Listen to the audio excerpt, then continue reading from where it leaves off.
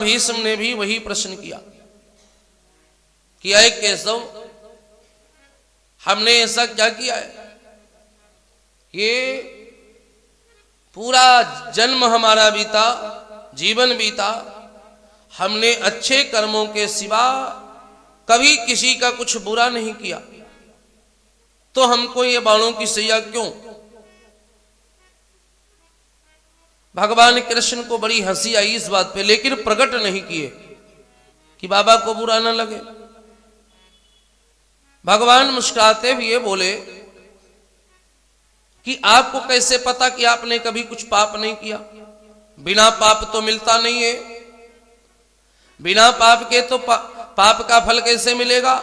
बिना पुण्य के पुण्य का फल कैसे मिलेगा? बिना किए तो कुछ नहीं मिलता, तो कुछ तो किया है। पितामह भीष्म गंगा पुत्र हैं, इसलिए कोई साधारण जीव तो थे नहीं। उन्हें अपने 100 जन्मों तक देखने की शक्ति प्राप्त थी। 100 जन्म पितामह भीष्म देख सकते थे। पितामह भीष्म 100 जन्मों तक देखे भी उन्होंने कोई पाप नहीं किया। 1 2 3 करके 100 तक गए। अपने 100 जन्मों तक उन्होंने सारा कुछ देख डाला, कुछ भी बुरा नहीं किया। बोले भगवान, हम तो 100 जन्मों तक भी कुछ बुरा न किए, फिर ये बाणों की सैया क्यों? भगवान बोले कि पितामह, 1 जन्म और पीछे देख लो।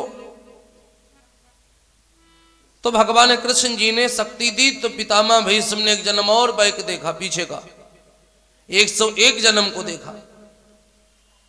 तो क्या देखा? एक अधमरा सर्प रास्ते में पड़ा था,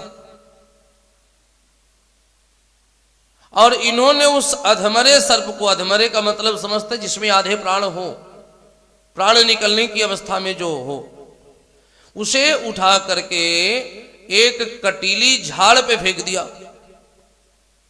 ये भागवत जी का प्रसंग है, प्रमाण के लिए सुना रहा हूं, क्योंकि सूत जी बता रहे हैं शिव पुराण की कथा का प्रमाण, कि शिव पुराण किसको सुनने को मिलती है, हम वही बात सुना रहे हैं।